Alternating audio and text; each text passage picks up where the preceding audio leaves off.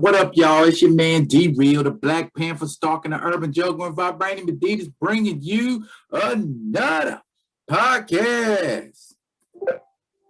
I'll be real with D-Real. What's happening, y'all? We're going to get into it. Now, Thursday, the Zack Snyder cut of Justice League was released for, worldwide view on HBO Max. And it was an event. I heard a lot of people, and myself included, going, wow, that joint is 4 hours long. Oh, for those of you who are not familiar with regional slang, faux means 4. It was a 4-hour movie. Sorry about that. If you sat through Avengers, Infinity War, and Endgame, you can't really say it was too long. But here's the thing. Before I get off into any of that, if you like what I'm putting down on the Be Real with D-Real page, as usual, y'all know the drill. Comment, like, subscribe so that you can get alerts when I'm dropping new videos. And I'm dropping new videos 2-3 times a week. Anyway, like I was saying, Zack Snyder cut of Justice League. If you haven't seen it, go to the chopper. Hurry, go now, because there's going to be spoilers. There's going to be a lot of spoilers. In fact, I've watched the entire movie, so I'm going to tell you some things that are key plot lines and things of that nature. So if you don't want to hear that stuff and you haven't seen it yet, yeah, you wanna skedaddle, skebobble, get rolling. But here's the thing. The Zack Snyder cut of Justice League is it being longer isn't the only thing that's different than the Justice League that got dropped in 2017.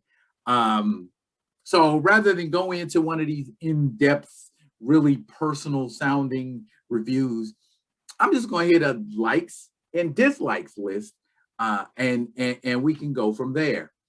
But like I said, again, there's gonna be spoilers. So if you don't want the movie spoiled, you don't want to spoil your movie viewing experience, please, by all means, man, right now is the point where you should dip. Okay. Likes, dislikes. What I liked about it, I liked some of the CGI tweaks because they gave the man $70 million to finish up the movie and do it the way he wanted to do it.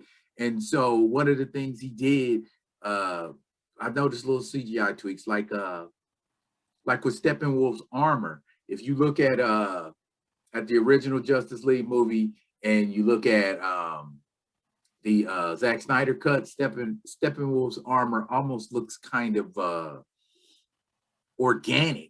You know what I'm saying? And it almost like it's triggered to move or react like to emotions. And I thought that was pretty cool about it.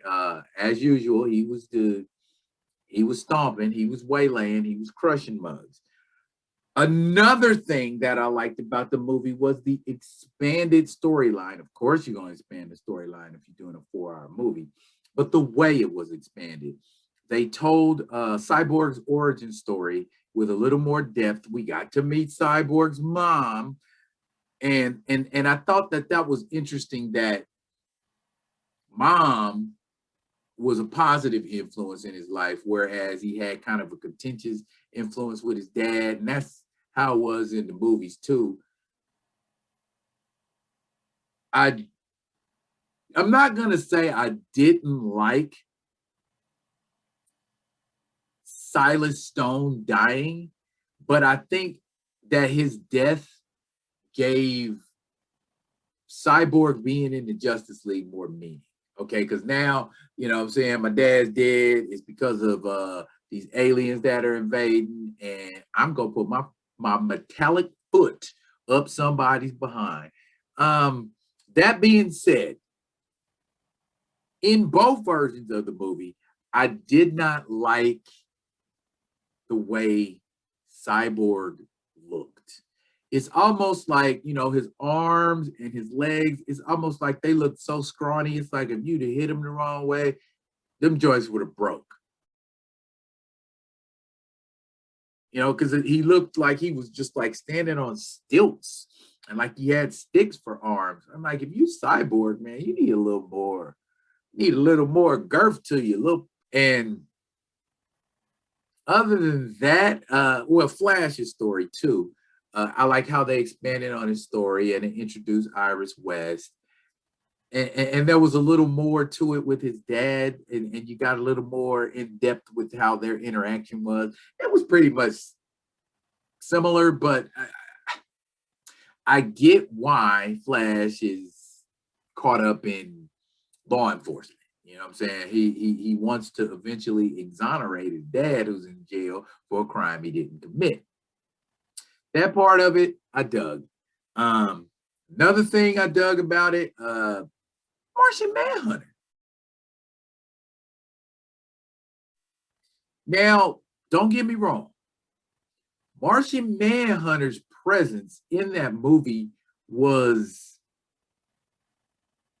welcome, but it was out of place. It was out of context. Martian Manhunter shows up in the epilogue. He also had a scene where he shapeshifted into Lois. No, he shapeshifted into Martha Kent and went and visited Lois Lane. My synopsis of what was happening there, I think that the Martian Manhunter was looking for either Batman or the other members of the Justice League, because at the epilogue, that's where he shows up at. Martian Manhunter is telepathic. He is super telepathic. He can read minds. He can mind link. Why, if he was looking for the rest of the superheroes, did he not, you know, just reach out telepathically? Just a thought. That was one of the things I thought about. Another thing I like, the presence of Deathstroke. He was only in there for like 2 brief cameos, but I liked his look. I liked his vibe. I think if they're going to, you know, do something in the DCEU, y'all should include Slade in it. I think Joe Manganiello does an amazing job as Deathstroke. I'm not gonna sit here and say he's a better Deathstroke than Ryan Reynolds is a Deadpool. I'll let you see the twists and turns in that in your own research when you look up Deathstroke and Deathpool. But anyways, overall, the action in the movie was dispersed well enough to where I was not bored most of the time. It was a 4-hour movie, but the way Zack Snyder paced it and the way he put action sequences in manages to keep your attention, or at least it kept my attention. I don't know if y'all fell asleep during a couple scenes, but some things I didn't like about Justice League. First and foremost, again, out of place. A lot of things were out of place in the Justice League movie, and I don't want to go tearing into it, but the black costume. My first question, other than function, and it did not appear as though it was being used for the same function as it was in the comics. In the comic books, the purpose of Superman wearing the black uniform was when he was revived in the comics from his battle with Doomsday. He wore the black uniform because his body was having trouble metabolizing solar energy, which is what gives Superman his powers, his strength, his abilities. And so this black costume that he wore helped him to more quickly and more effectively metabolize the sun's rays. Now, maybe that's what he was doing when he put on the black costume and flew up into space and just kind of, you know, maybe he was bathing in the sunlight. But then after that, what's the function of rocking a black suit? At that point, it's fan service. And okay, we deserve a little bit of fan service, but I can think of a lot of different areas in Justice League where there should have been some fan service besides a black uniform. The main thing I did not like about Justice League, either version, is the warm and fuzzy Batman. He's too, he's getting soft in his old age? Bruce Wayne? Batman? Oh, heaven forbid. I've never been a huge Batman fan, but the Batman I do like, the Batman I do approve of, has a gruff edge. He's got a little bit of to him, you know, and he wasn't gruff and he wasn't brooding, and that kind of, you know, kind of dulled what Batman is for me, at least in that aspect of Batman. He needed to be a little rougher. He needed to be a little harsher. He needed to be a little more IDGAF about certain things. And he wasn't. I get it. He's trying to unite the Justice League, you know, so they can overcome this enemy. Wonder Woman could have did that. You know, she's nicer. She's more diplomatic, which is her job. And she's better looking. I'd be more apt to go fight aliens if Gal Gadot said, please come fight aliens with me, really nice, than Bruce Wayne saying, come fight aliens with me, I'm rich. Just a thought. Another thing I didn't like about the movie, the epilogue. At least the part of the epilogue where Batman has the post-apocalyptic dream and he's dreaming about teaming up with Mira and Deathstroke, and the Joker of all people, and it's the Jared Leto Joker.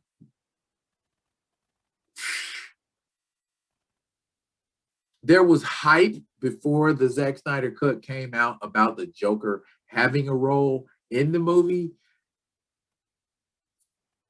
Not a huge Joker fan, so the role he played in that movie, for me, it was adequate. You know what I mean? I wasn't like, oh, I'm disappointed. I expected to see the Joker all through the movie.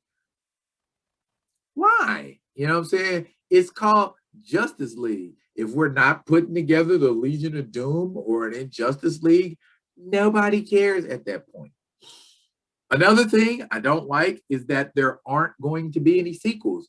Why wouldn't you cats make sequels?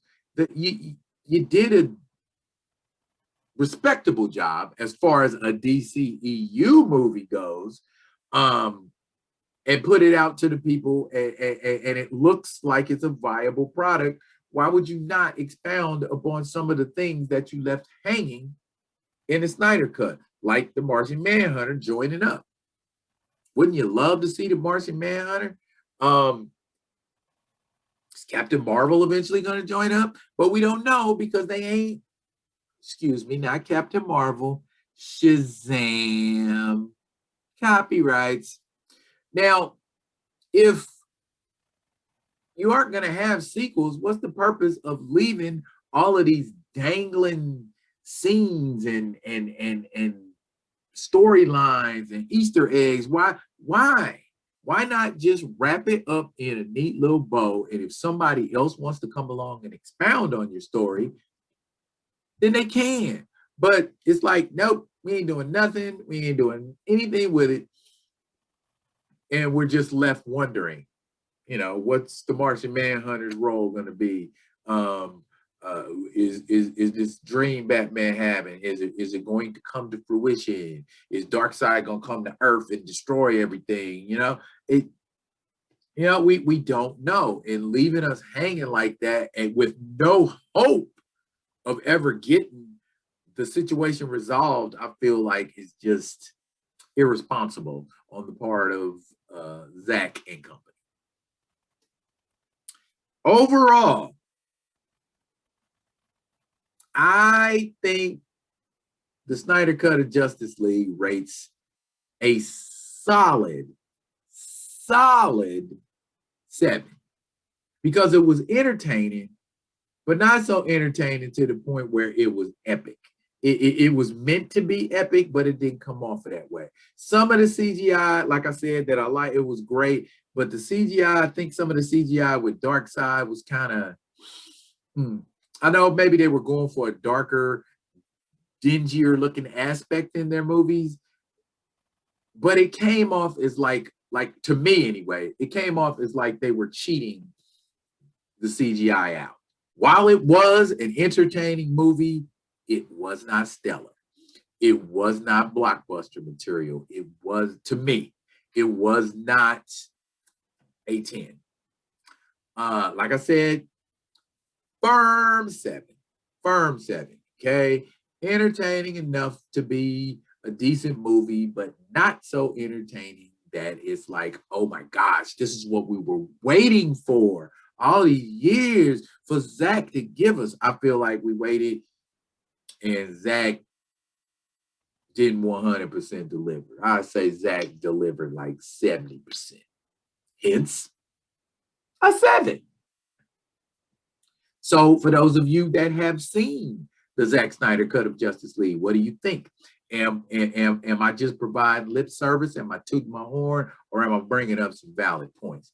And are there some points that you would like to bring up about the Snyder Cut of Justice League? If you do, drop them in the comments, man. And as always, it's a pleasure bringing it to you. I love doing it.